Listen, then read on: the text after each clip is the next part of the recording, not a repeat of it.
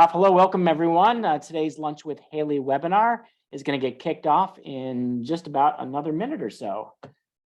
So I'm David Stearns with Haley Marketing, and I'm really excited for today. I'm probably going to say this again in another minute when we launch, but this is Shad's second time speaking with us. He was awesome on the first presentation. No pressure, Shad, but I know sales is a big topic right now, so excited to hear this. Okay, great. Well, thank you, Dave, for having me on. And yeah, I'll try my best not to screw it up. How about that? Thank you everyone for being on. Shad Tidler with Lushin. We do sales and sales management coaching. And Dave's asked me to come in, as there's been a lot of topics they've been wrapping around at Haley Marketing with marketing and selling and prospecting. He said, can you do something in regards to prospecting? So today we're going to be talking about 3 ways to make your sales prospecting efforts easier and more effective. So that's going to be our topic today. So let's talk a little bit about today and kind of the expectations. This is going to be, we're going to talk about, well, first off, what are some of the challenges that we run into from a selling, a prospecting standpoint. So what are some specific challenges? So as we do that, I'm gonna ask you to go in chat and put some of those in. I'm going to be watching the chat to see what are some of the responses. So I'm going to ask you to put those in chat. So one of the expectations for today is it'll be interactive as much as we can be, utilizing chat. Because I know we got a lot of people. I think I just took a quick look and we got like 40 some, almost 50 people. So we're not going to be able, we got a lot to cover. We're not going to be able to make sure that we really talk and back and forth, but we can use the chat for that. So one of the expectations is I'm going to have some points where I'm going to ask you some things and ask you to put in chat your feedback and, give some examples around this, what you're seeing in real life. Other expectations, give me the real life stuff you're seeing. So that way, yes, I've got content here talking about the 3 ways of things you can do to make your sales prospecting efforts and conversations easier and more effective, but I'll be able to address some of the real life stuff you put in there. As we go through, we'll also talk through not only, what are the challenges, but we'll also talk through, okay, well, what are those 3 things and some real life, ways to put them into work. My goal for all of you today is that you walk away with the one thing where you go, okay, I can take that back and put that into real life action. And then at the end of today, before I hand it back over to David and he has some things from the Haley marketing side, I'm going to give you some ways that you can reach out to me after. Typically, people like to reach out because they say, I might have a few more questions on some of the stuff you talked about, particularly my situation, or they may say, I'd like to get in touch with you to see how you might be able to help with this. I'm going to give you a few different ways where you can put your contact information in the chat that I can reach out to you, or through a QR code that takes you to a website where you can ask to be contacted, or I'll actually give you my contact information. So it'll give you a way of really just understanding or being able to reach out after if you do have questions or if you'd like to talk further on how I help clients and other people with this. So, all right, so that's expectations for today. So let's get rolling. And thank you, Jeff Ortel. You already kind of beat me to the punch on what's coming up. So we'll get back to that in the chat in a second. Here's a key rule I want you to remember as we go through today. This is the theme.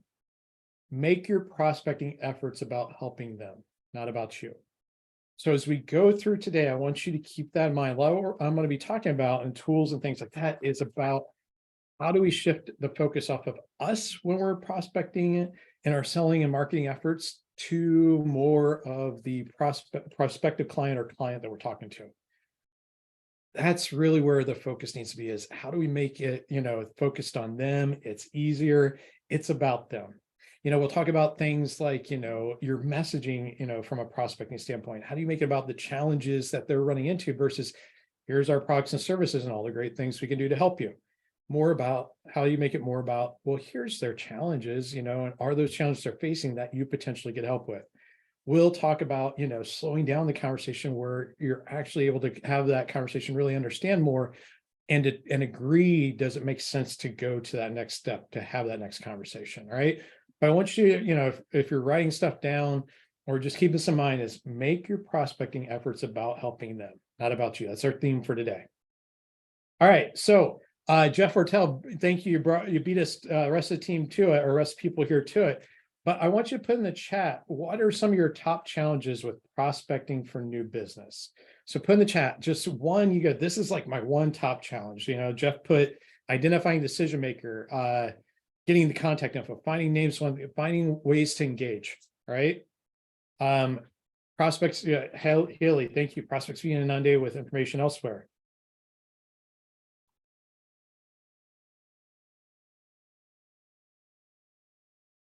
All right, we've got a lot coming in. Thank you. Getting responses. Tracy, one of the common ones I hear across a lot of industries, not just from staffing and recruiting, but we don't need recruiting assistants. We're doing it on our own, right? A lot of different industries have that. So, all right, just jotting down some stuff here. So let's keep them coming for about another minute.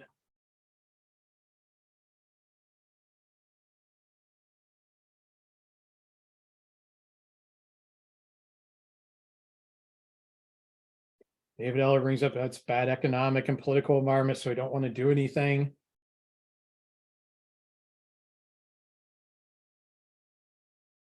Right.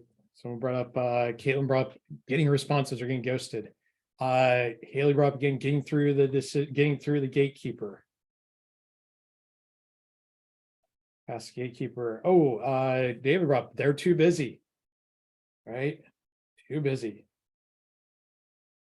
Right? You have great conversation, it's an agreement, or they ghost you, Chris. Yeah, you know, everything sounds awesome, and then all of a sudden they ghost us. So let's start to talk about, before we jump in and start working on some of the tools, that we, you know, out there, the three things that are going to, you know, start to help. I want to first hit on a couple of things. And Alka, you brought up great, is who really needs your services. So who is your ideal prospect, right? Who really needs your services? All right. So before we jump in though, like how do we even start to solve it? What are some of these tools I mentioned? Here's what I want to talk about first is, well, why are we getting these things? Why are we getting things like, they say things as soon as we reach out to them, it's like, hey, we don't need your help. We do it on our own. We're good. Why did they ghost us? Why did the gatekeepers put up such a strong wall and not let you through? Why do they say things like they're too busy? Those sorts of things. So we're going to talk about first a concept around why those challenges are happening, things that are happening from their end, from the prospective client's end, we may not be aware of, and set the context there. All right. So we're going to talk first about the buyer's hidden process.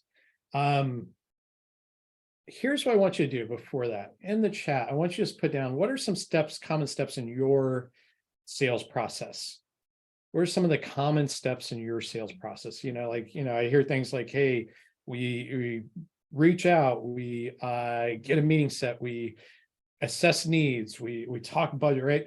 Why don't you just jot down a few steps in your sales process, and we're going to talk about this buyer's hidden process and how that relates.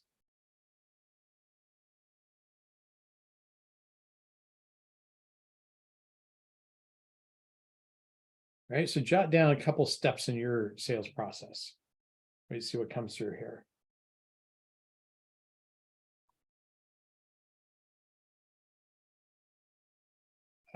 Since Martin just offered to have a chat, Trace, thank you. Offer to have a chat here about what's up with their business challenges.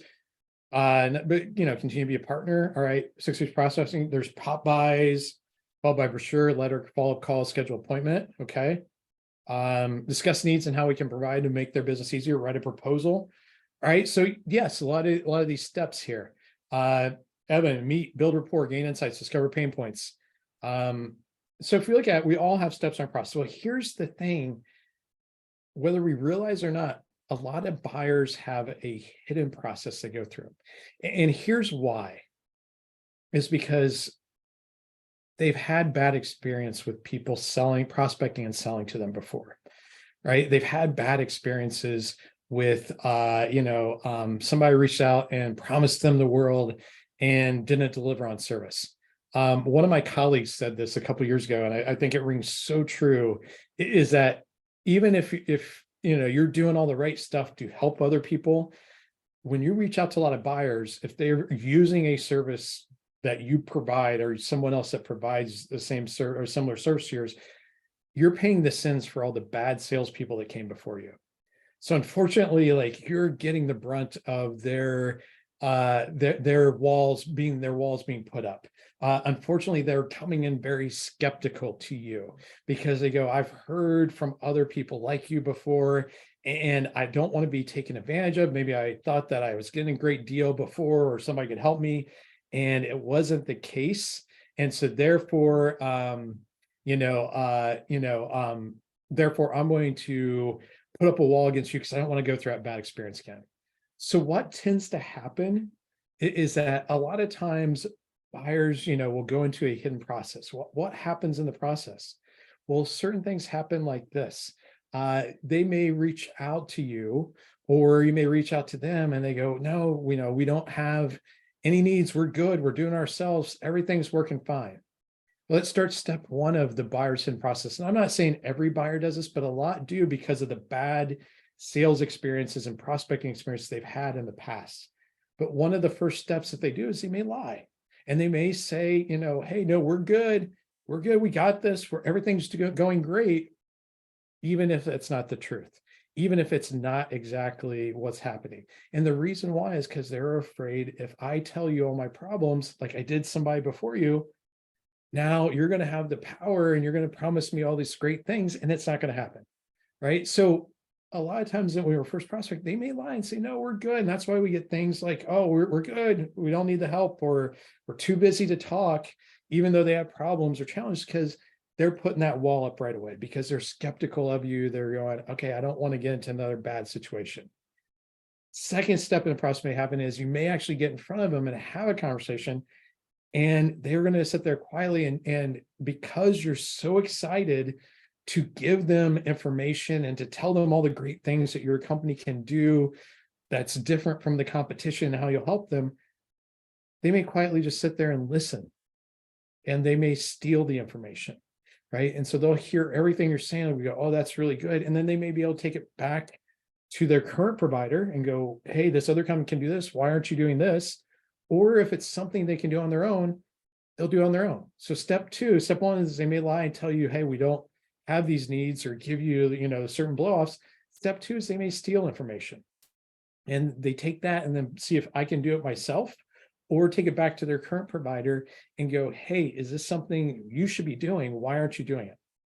So step three in the hidden process, a lot of times it happens is you may finally, get back. You give them the information, they go, so you finally get back in touch with you, and or you gave them the information, you gave them a quote proposal, and they may hide on you, which means that all of a sudden they're ghosting you. You gave them that proposal and they said, follow up next Tuesday with me and I'll have an answer. And you do. And you leave a voicemail and nothing happens. And so you wait till Wednesday, maybe you send an email, right? And then Wednesday, nothing happens, no response. Thursday comes, you go, okay, gosh, no, I'm gonna send a text, right? And before you know it, you're 20 or 30 messages deep and they haven't responded. And you're going, just let me know you're alive. But step three, a lot of times happens is they hide from you, right? And then step four, that tip out so that maybe you get back in touch with them and they might say something like, oh my gosh, I'm so sorry. Things have been really crazy. We've had a lot of fires here. Please follow up again. But that may not be the case. They may not be wanting to tell you no, right? So this is a buyer's hidden process we see. And like I said, not every buyer does it, but a lot do because they've had bad experience of people prospecting and selling to them in the past that promised a lot. And so therefore, they're starting to go, I don't want to go through that. So I'm not going to give you all the information. I'm not going to necessarily keep with what I said I'm going to do. I'm not necessarily going to, follow back up with you when I said, because I don't want to get back in that situation. All right. So that's a buyer's hidden process that happens. If you've ever experienced some of those steps or even that whole process from a buyer's side, just put yes in the chat. Okay, I see a few coming through, right? So absolutely all of us have seen that, at some point before, right? And so now we're going to talk about, well, what's some things from our end that are actually causing that process to happen? And then we'll start to work through on the back end. What are things we can do to start to break that process early and start to work through some of these challenges? So, all right. One of the things that we may not realize, and these things I'm about to talk about, folks, these could be happening from our end. It can be happening from the prospective client's end. But one thing that happens is need for approval kicks in. All right. So what is need for approval? Need for approval is our quest to be wanted, liked, appreciated, and loved versus being respected. We all have it to a certain degree. And usually I found in my experience working here and just in day-to-day life, it can depend and differ based on the people. I have very strong need for approval with my family and my wife and my close friends. I want them to approve and appreciate me. That means sometimes I've got to have a tough conversation, direct conversation about something, push back, even if it's helpful for them or it's the right thing to do. I struggle with it because I want them to not like me because of it. Well, how that plays out in sales is that if you have a strong need for approval, you could be getting caught in that buyer's process with the prospective client, and you're in your head, you're going, I think that's what's happening. I think they really want to tell me no, but they're just being nice. In Indiana, we call it Indiana nice. Indiana nice is because we don't like telling people no directly, not everybody, but a lot of us here, we're that kind of Midwest Indiana nice. So what we'll do, instead of telling somebody no, we'll go, let me think about it and I'll get back to you. That sounds really good. Like I'll follow up with you. And it's our polite way of saying no, right? But if you're going through a situation like that and you're hearing those things and you're going, I think that they're really saying no, but they're just being nice about it.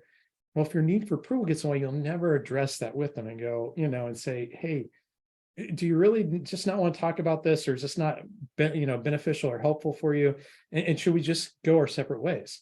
Well, if your need for approval, you're really worried about them liking you versus having that conversation, respecting you, you'll struggle to have that conversation. Now, here's the thing. On the other side of the table, the prospect or the prospective client, they've got need for approval too. People like people, so they want you to like and appreciate them.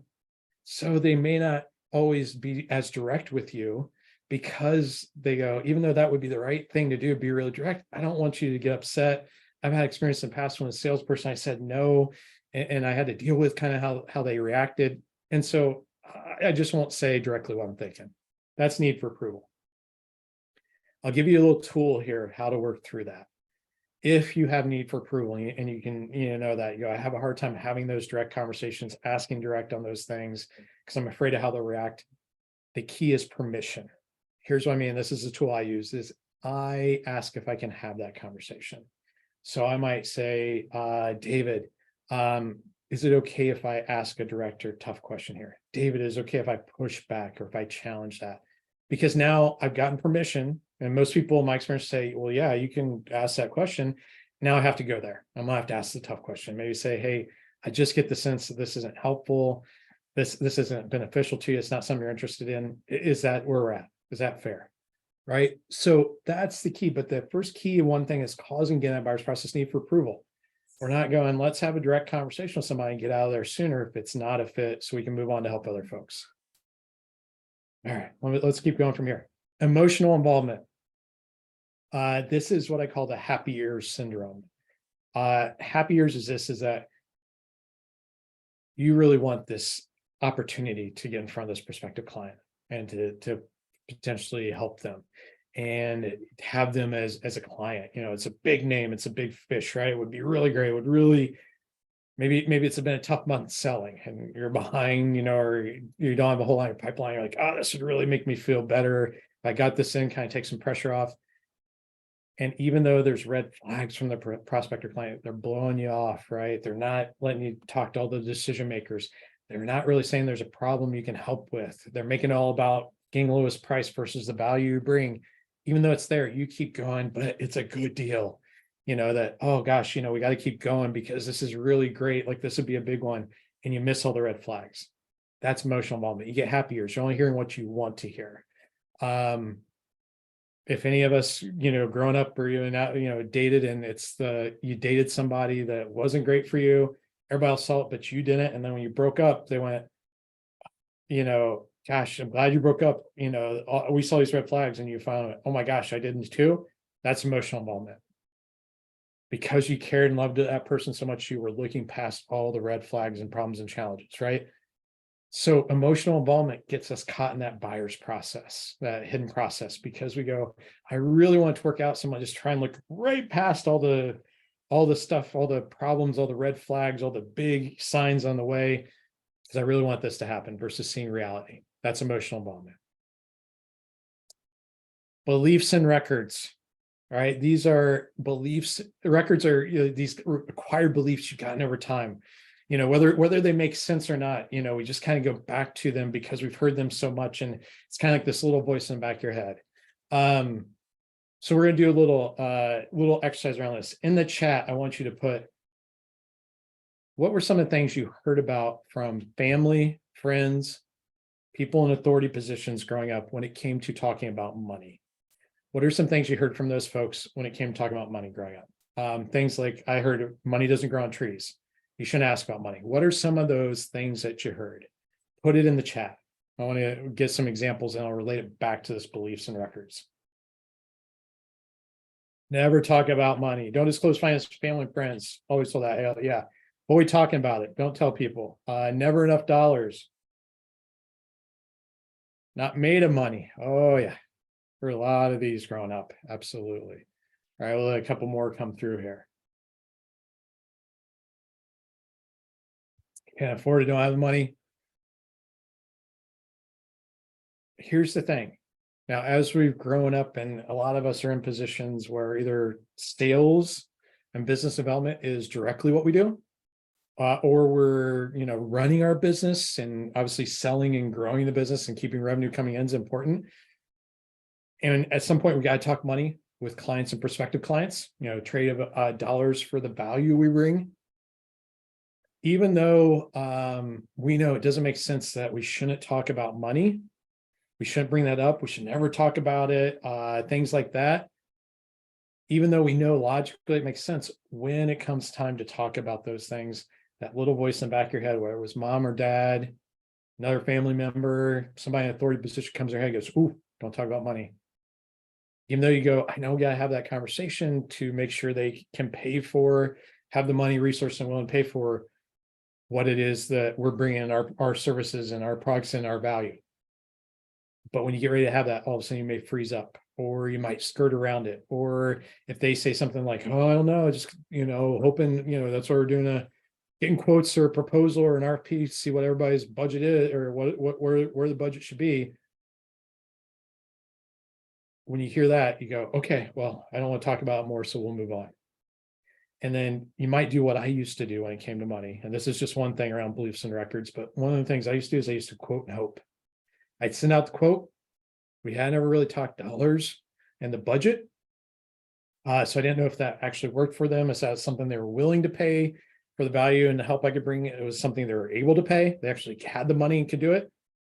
Didn't know. And I would send out the quote and hope that it passed through. Sometimes it did. A lot of times it didn't.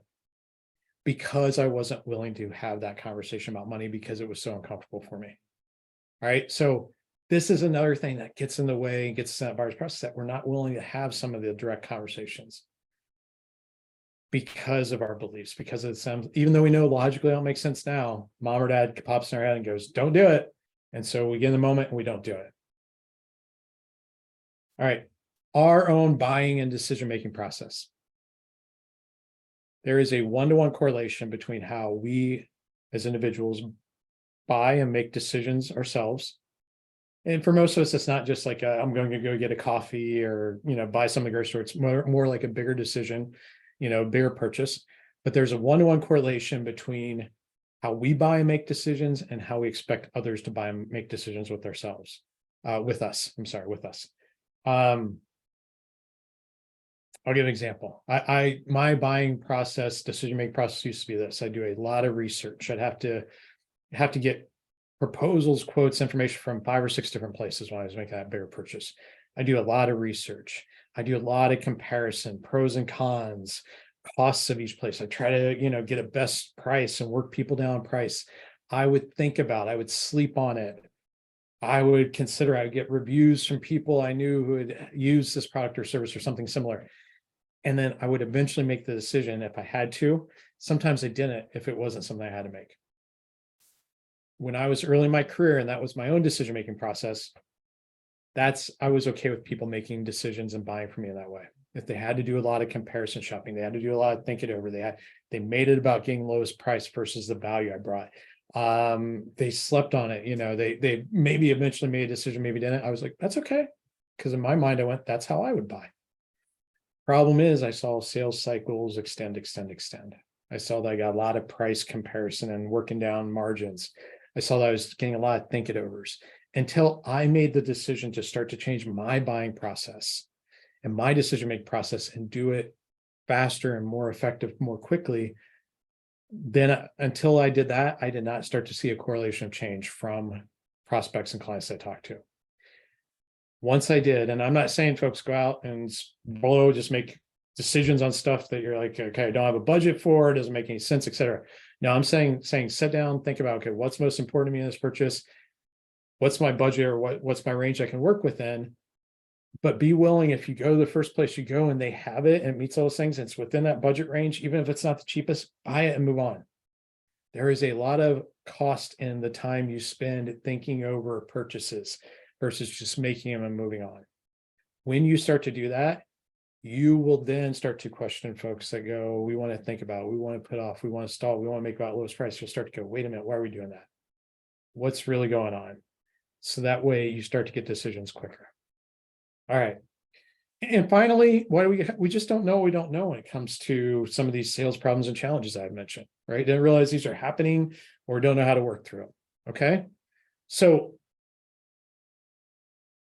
the challenges you've brought up, if we go back to the beginning, people said, hey, we're struggling to get to decision makers. Prospects say that don't need our help. They do it on their own. They ghost us. They say they're too busy.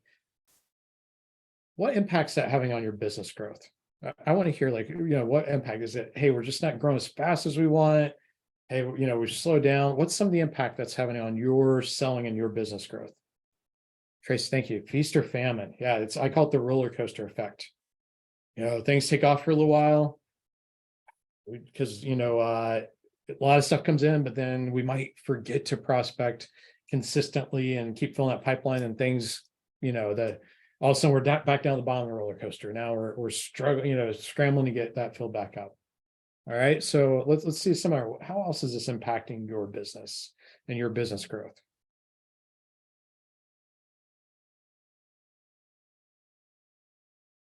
Leads to feeling overwhelmed personally, which affects other components work. Absolutely, Haley, you're like, okay, what can we do to fix it? Right. Okay. Clients are spooked about unknowns in the economy. Yeah, Aaron. Here's the thing, Aaron, with that though. Yes, people are spooked, but they are still buying. That is a very easy one for people to hide behind, because then they go, that's an easy way for me to get out, to not have to talk to you. But they are still buying products and services out there. Higher cost of sales, David brings up. Yeah, you spend more time, more effort per sale. Absolutely. Like if you think of all the minutes and hours you spend selling and prospecting and following up, et cetera, there is a cost to that. So, if we're running into some of these challenges, it's taking a lot more, right? So, and Tracy, they benchmark you for additional candidates, right? Yeah, it's called the free information, free consulting, which just sucks. Absolutely. So, all right, so let's talk about now in this back half, what can we do to overcome some of these challenges? All right, so what can we do? I want to go back to the key rules. We talked through these next few things here. I want to go back to this key rule of make it about helping them, not about you. Whether we realize or not, and we probably can all think of experiences of people prospecting, selling us. A lot of times in their pitches, in their conversations, they make it about and they don't realize they're doing this. They think it's being helpful by telling the prospect or telling us, if we're the prospect, about all the great things they can do and all the ways they're different. They make it all about them versus us or the prospect, right? So make your prospecting hours about them, not about you. So even thinking about your product or services, what problems do they solve for prospects and clients? What's the real problem that prospect or client's running into that they solve? That should be what you're talking to them about, or bring up and going, hey, are you experiencing any of these 2 or 3 problems that we see out there that we help people with? Are you running into those? If so, can we talk? Because that's more speaking to them, and that's going to get you to show up different from the start. a lot of times if we don't show up different from the competition from the start, prospects are going to treat us just like all other providers that they have out there. They're reaching out. So what are they going to do? They're going to ghost us. They're going to give us the typical objections and stalls and put offs and excuses, right? They're going to make us think that, hey, yeah, this, we're really excited about this, sounds really good, and then not do anything, right? So you got to show up from the start different. And that is about truly going, am I focused on helping them and what's important to them, not about telling them all about our great stuff and about us. All right. So let's keep rolling from here. The way you prospect and sell is a preview to how you will service them. Make it easy and helpful. Think about your prospecting and selling process. Is it, like I said, focused on them? Is it helping them? Even through your sales process, is it helping them? Things like you're setting good agreed to expectations with them of what's going to happen in this next conversation and what are potential outcomes that they're agreeing to so they know the path. Things like you're asking questions on well, what are the problems they're facing and how are those impacting them? And is this something that they're really committed to fixing? Right? Things like that, and helping them to identify that. As you talk about the ways you can help them, are you connecting that back to those problems and challenges and going, hey, you mentioned this problem is having this impact. Here's how we help or what we do, and here's how it will help address that, right? Are you having the budget conversation and budget, not just dollars, but think about time, effort, and energy that they're going to put in or their people are going to have to put in to make the change. But are you having that to help them see this is what it's going to take to fix those things we've talked about? Is that something that you're willing and able to do so that they don't have any false expectations that, oh, it's not going to take a whole lot of effort, right? Are you working through and talking about the decision process with them? How do they make the decision? What criteria is important? Have you satisfied that criteria? Timeline, having all the right people, right? But do you have a good process mapped out that helps them walk through and make sure not only is it a good fit from your end, but it's a good fit from their end and you're all aligned? Right? That's making it easy and helpful. Talking about what's most important to them, their challenges, their problems, makes it easy and helpful because you're telling them, hey, we've been there before. We understand. We want to hear some of your things so we can see if what we do can help you.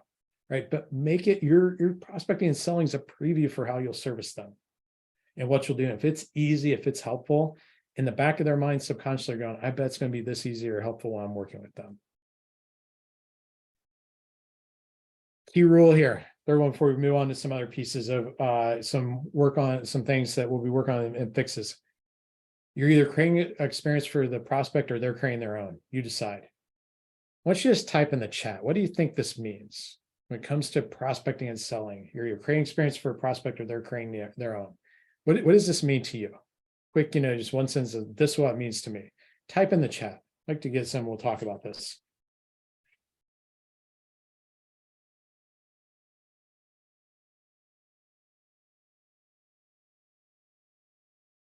Be clear about prospects and expectations early on. Thank you, Tracy. Show honesty and intent, David. Yeah, I need to, Erica, I need to control how things flow and go. Yeah, should be leading them and controlling in agreement with them. Meaning laying out, hey, here's the path. Let's agree on, do we go down this path or not? They're part of the process, not just an audience. You can decide what's your customer journey by being transparent, absolutely being transparent throughout, intentionally framing the expectation. Yes. All right. So here's what I want you to think about on this is that think about some of the best experiences you've ever had when somebody prospect or sold to you, right? They probably made it from the start. They probably showed up different. You're like, oh, this is different. They probably made it from the start where they set some good expectations with you. So you knew what was going to happen, right? Or what the potential paths were.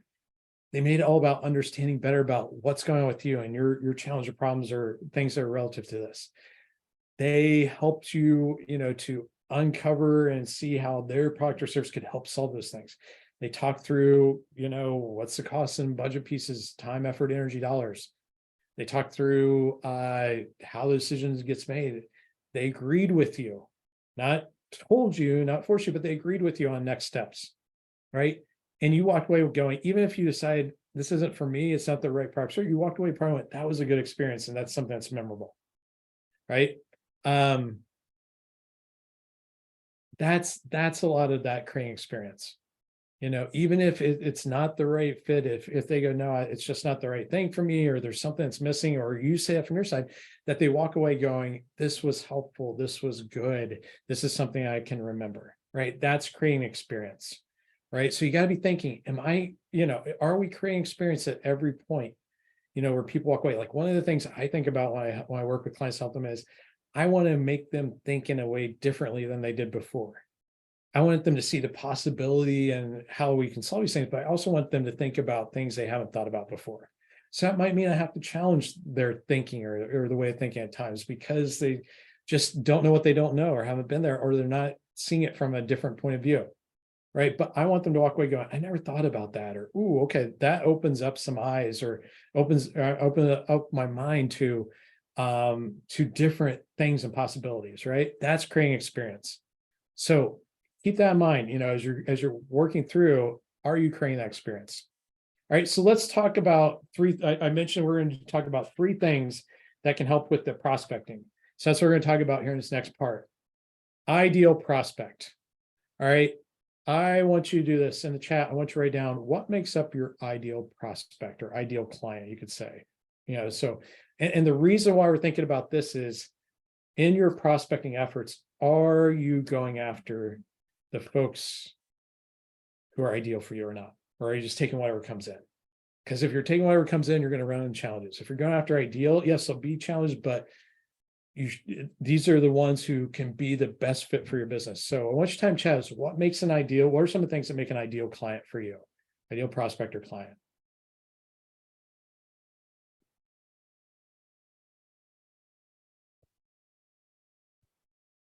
All right, I'm waiting for some things to come through here. Some of the things I hear, okay, great, you got a couple. Positions that are easy to fill with skilled talent. Yeah, companies in my specialty area, right? Previous clients, connections to make a connection, right? Pre-qualified, has the need, easy to fill. Company with integrity. Kristen, thank you. All right, so here's some of the things I think about, when I think about ideal prospect is, I think about, do they have the problems or challenges that we help with, right? If I think about what are the problems or challenges that we solve, we help people with, is, do they have those? That's one of my ideal prospect or client criteria. I think about things as the size of the organization. What's my ideal size?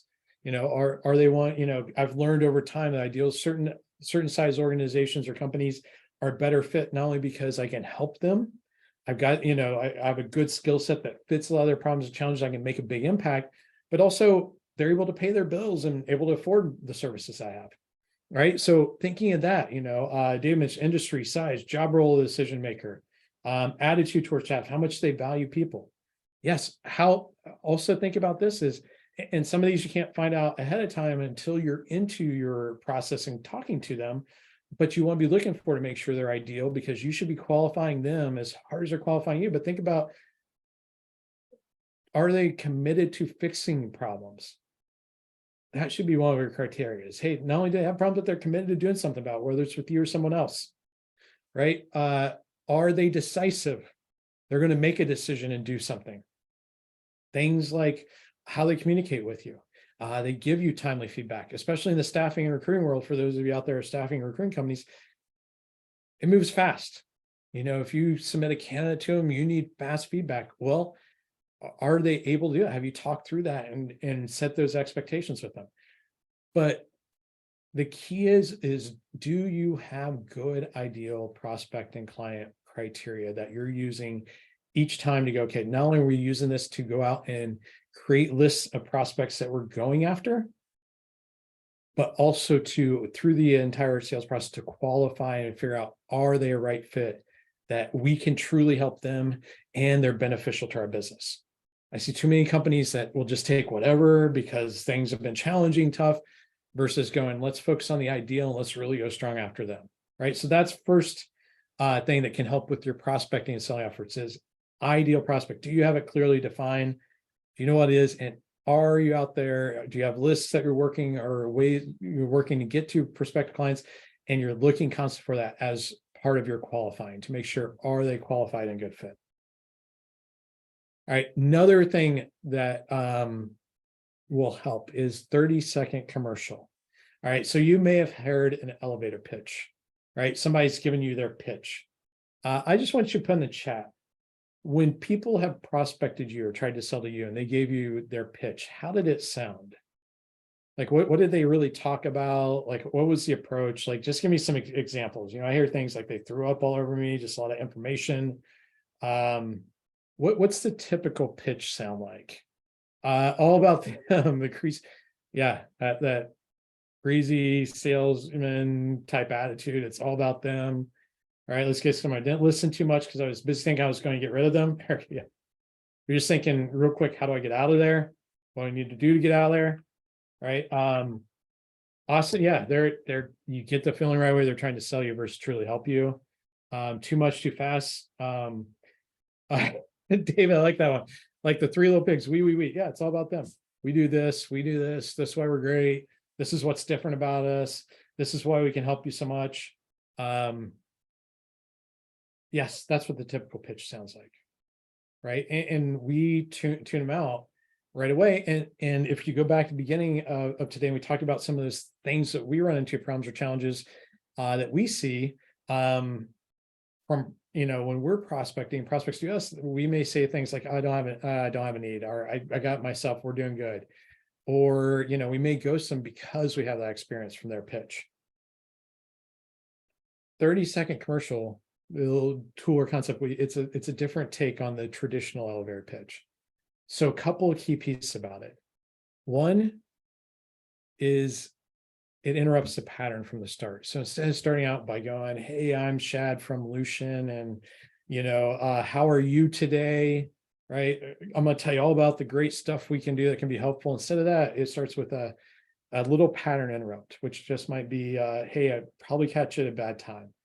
My name probably doesn't ring a bell. I'm sure one of my favorites, one of my clients come up with, it goes, hey, this is a cold call. You're ready for the greatest one you ever had. Right. But something gets them to stop and go, okay, I need to listen. I'm listening here because you caught me off guard. Another piece of it is it asks for agreement. Can I take a minute and tell you why I've reached out to you today, or why I'm stopping by, or why I'm talking to you today? And then from there, you can decide, would you like to talk further or not? So instead of the traditional pitch, that's just okay, I've got your attention, so I'm going to throw up all over you as much information as I can, ask for agreement, and go, can I have a conversation with you, and just quickly tell you why I called or why I'm reaching out. And if you don't want to talk from there, it's fine, we'll stop. And if you do, we'll keep going. Right. You start with agreement. And then you start to talk about, hey, real high level, this is what we do. I'll just give mine from Lushin is, hey, Lushin, we're sales management, leadership coaching and training company. We typically work with presidents, owners, CEOs of companies. Real quick, give them a high level overview. This is what I do, and this is who I typically talk to. And then you share with them some of those problems or challenges you typically help people like them with. So I might say, hey, as we get talking to business owners, one of the things I hear is that we're growing, but we're not growing as fast as we want because we're not getting in front of enough of the ideal prospects and clients. Or they may say we're frustrated because we get good opportunities, but we can't seem to get them to close, get them over the finish line. Or if we do, is that we're having to do a lot of discounting and it's really hurting our bottom line. Or one of the things they say is that we're just unsure if we got the right people in the right seats in our sales team, and we're trying to figure out how do we figure that out, and how do we potentially go out and hire more that would be the right fit. Right. But I share with them some of the common challenges I hear from people. And then the question I ask is, are those relevant to you? Are any of those things that you run into? So from the start, I'm asking for agreement. I'm interrupting that pattern of what the typical cold call is. I'm asking for agreement. Can we have a conversation? They're in agreement. Then I'm just saying, hey, real quick, I'm not going to talk a lot about me, but real quick, here's what we do just for context.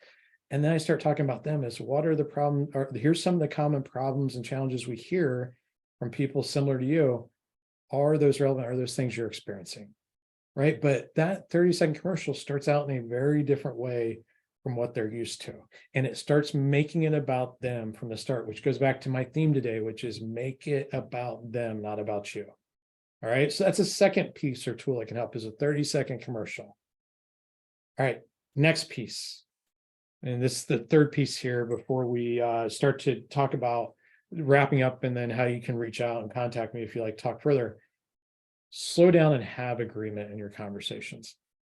One of the things I see a lot that makes us get into that pattern, that buyer's hidden process or pattern that I talked about, it makes us show up like a lot of salespeople where we realize that if the prospective client we're talking to says, yes, I do have some of those problems, or they share a problem they have, I see so many people who just jump ahead to, great, can we meet? Can we get a meeting? The person hasn't given you any context around it. You have no idea exactly what the problems are and what's happening. And here's the thing, if you go that fast in the conversation, they're going to feel pressure. So they're like, uh-oh, now this feels icky that you're just trying to sell me or just trying to push me through your process. This is much like dating. I always think of this, that when I met my wife, first time we went on a date, or first time that we had met when we were out and we were talking, if within 30 seconds of me sitting down talking to her, if I want to, do you want to go on a date? She would have gone, get out of here. You're creepy, right? Too much pressure, versus we sat down and just had a conversation. Right. And then from there we went, okay, hey, it's been a really good conversation. It makes sense for us to meet up again, right? Or go grab another drink or go grab dinner, right? Slow down and have a conversation with somebody. Think about this, is that if a family friend or loved one came to you and said, I've got a problem, kind of talk through it with you, what questions would you ask? Well, you go, well, tell me about the problem. How's it impacting things? Like, give me some example, like what's going on? Like, what have you done so far to fix it? Well, does it impact just you? Is someone else? Like, okay, well, how's it affecting things? Right? You'd ask a lot of questions to better understand it so you can figure out how to potentially help them. Right? And you do that because you go, I care about you. And I want to make sure I really understand, so I'm really able to help you. Do the same thing with prospective clients. Don't be in such a rush to jump to the next step. Take your time. If you go slower and have these conversations and really work through your process and helping them and asking a lot of questions from the start, the back end of them making a decision, getting your help will go faster, right? But slow down, have agreement. I can't tell you how many times I've seen potential, salespeople with potential, prospective clients, and they're just in such a rush, versus just slow down, have a conversation, have agreement with them on, here's where we go next, or are we okay with that? Or this would be a potential next step. All right. So want to go back to the key rule from the beginning. Key rule here is make your prospecting efforts about helping them, not about you. So as you look back from today and the things we talked about understanding our ideal prospect or client. We talked about the 30-second commercial, that difference on the typical elevator pitch. Talked about conversation, slowing down and really understanding and having agreement. Always think, how am I making this about helping them? Not about me and about what we can do, about what I want, but how I can help them. Okay. So from today, this is where I call this section lessons learned, but what's something you learn and that can help you, that you can do differently, and why? Put in the chat. What's something you'll do differently and why from today? Put that in the chat. I want to hear some of that feedback, and then I'll share with you some ways you can reach out to have me contact you if you'd like. Right. So put in the chat, what are some things that you'll do differently from today and why?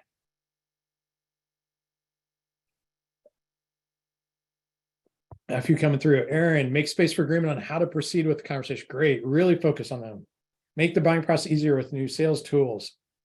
Meditate on key points. Okay. I will slow down and just have a conversation. Creates less pressure. Yes, Tracy. I'll tell you, that's one of the biggest things. Just have a conversation. You're sitting there with another human being. Have a conversation. Have a conversation with them, right? Just like you would a family, friend, loved one who says they got a challenge or problem and they want to see if you can help. Austin, asking more questions up front. Make sure you're mindful of slowing down and make sure they feel heard. Yes.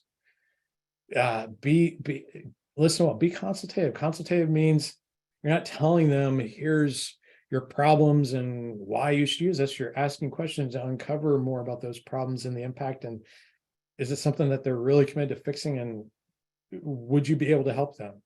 right? Realize when's best to acknowledge red flags and walk away early. Trace, yes, Trace, I can tell you, most deals in my experience through various industries, various companies, various salespeople, most opportunities and deals fail because either we're not talking to all the right people who can make the decision early enough, or there's no real commitment by the prospective client or client to fix the problem.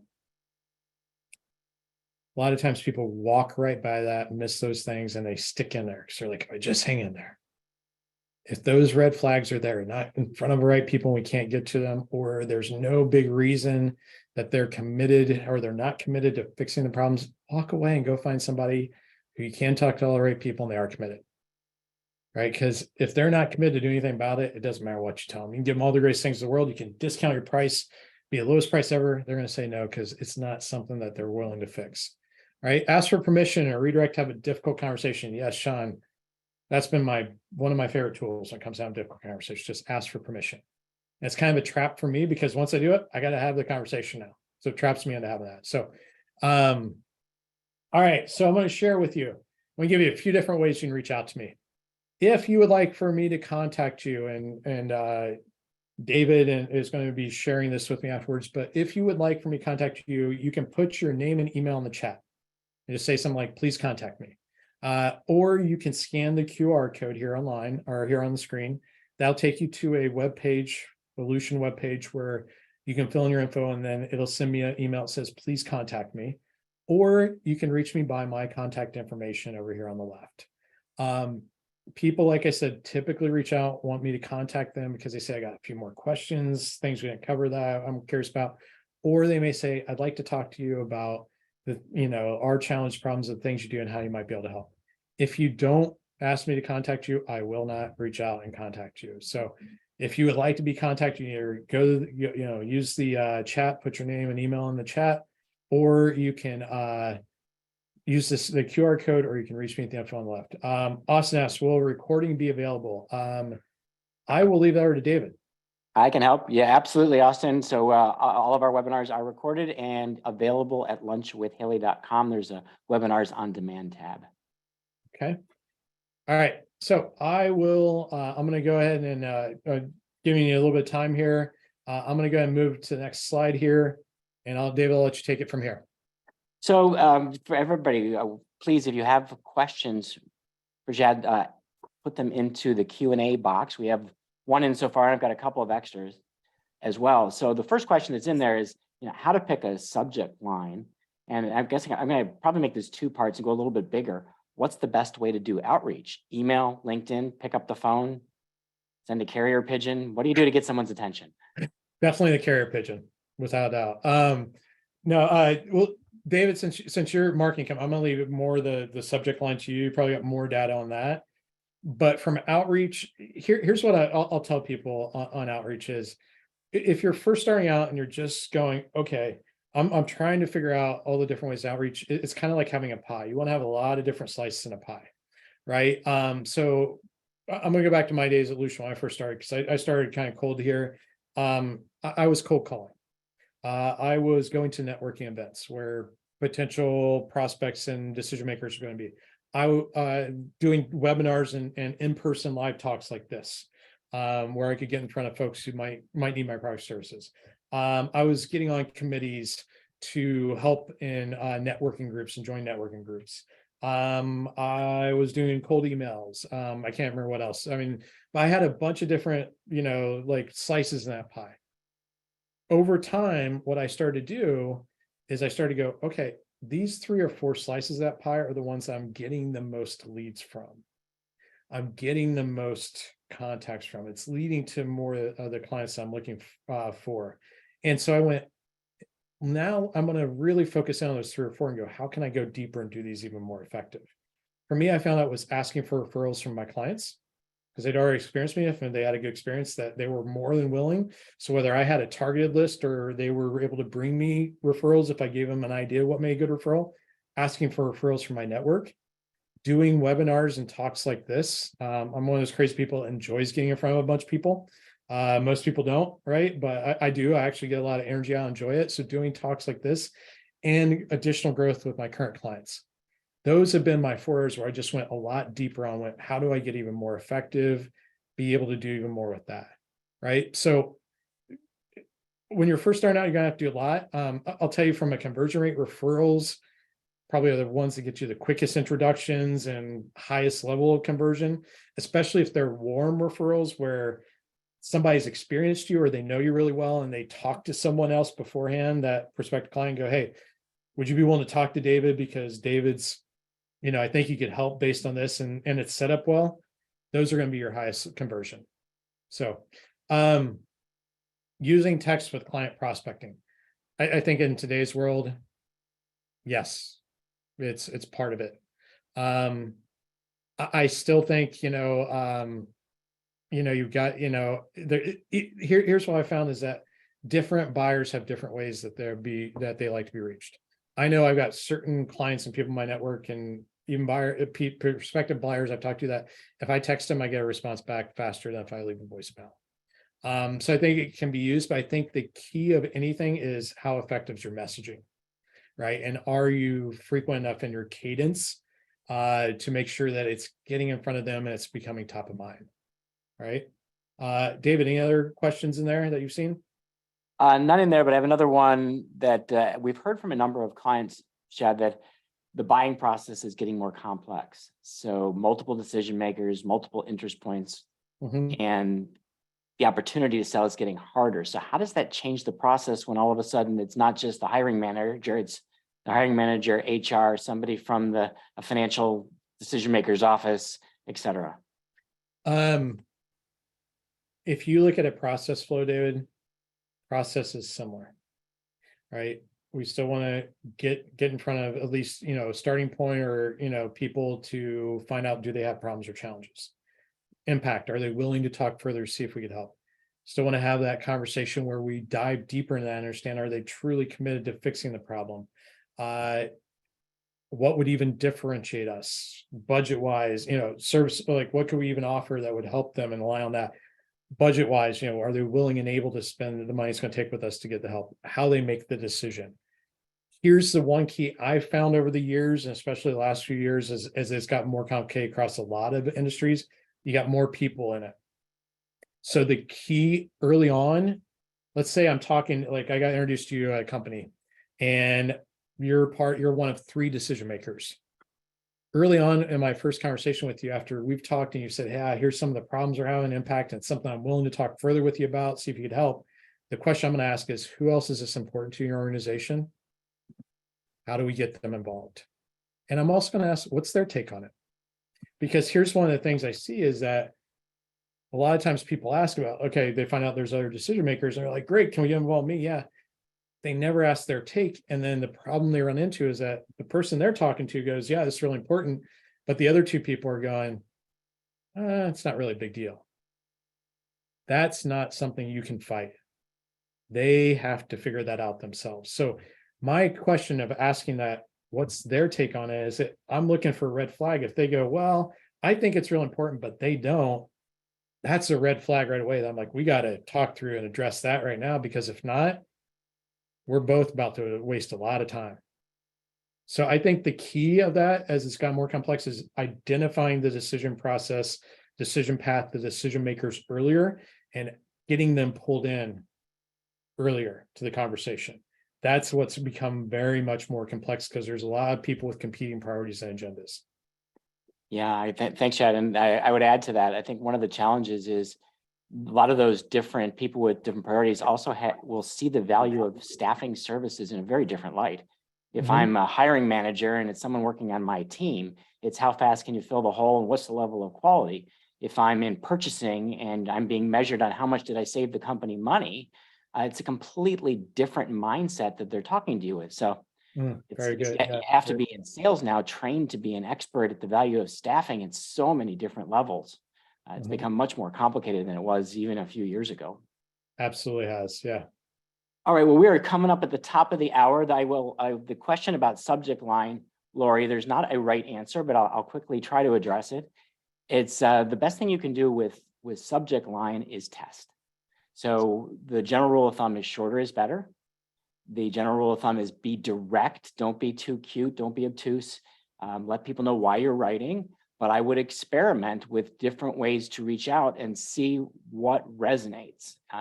You also may have no response to a prospect and then wait a little bit and try, could be the same message with a different subject line to see if it gets through, but start to keep tabs on what you're sending, just like Shad said, and what's working, and then go deeper on the things that are getting interest and intrigue. The more the subject line relates to a current issue for the recipient, the more likely they are to open. Very good point. All right, well, Shad, thank you so much for the fantastic information. I've got a page full of notes for our sales team.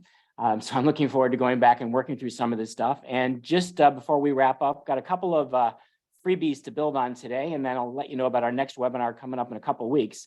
So the first one is our Level Up ebook. So this is a new document we created in January. It is mostly focused on how to level up sales. And in fact, our next webinar, I'll be walking through some of the strategies from this ebook. But if you don't want to wait 2 weeks, actually it's next week. I take it back. Brad Biley is filling in for me because I'm going to be at a conference. So he'll be doing Level Up next Thursday. But if you don't want to wait, you can download the ebook at haleymarketing.com/levelup. The next one, you'll go down a slide, is if you haven't visited our Brain Fuel website and you're looking for a lot of good content, specifically on dealing with how to sell in this kind of a market, check out haleymarketing.com/brainfuel. You'll find ebooks, you'll find on-demand webinars, and you'll find some really good long-form articles about how staffing companies came out at the end of the Great Recession really strongly and doubled their growth rates compared to what the rest of the industry was doing. All right, 2 more. Next one is up is if you're looking to use digital marketing to drive sales, we have some bundles. This is our only. You can check out, this is a longer URL, haleymarketing.com/bundles, where we've digital marketing to help you sell and help you recruit. And finally, last one, your website. You're looking for sales leads. You want to talk to more people. Most staffing websites, more than 50% of the people coming to your website bounce, meaning they leave without taking action. So our team will be happy to do a review for you. Check out your site and see if there are ways to get more candidates applying to jobs, more clients contacting you about your services. It's a 30-point check, and it's no cost for us to do that. But you can go to haleymarketing.com/website review, and we'll see if we can get you some more sales leads. And finally, I mentioned it, but just to recap, if you want to see the next presentation, and I hope you will, how to level up your sales, join us next Thursday at 2 p.m. Eastern, where Brad Biley will be walking through strategies to improve your sales process and tools. From all of us at Haley Marketing, I want to thank Shad for being an awesome presenter today, and thank you all for joining us for today's Lunch with Haley webinar.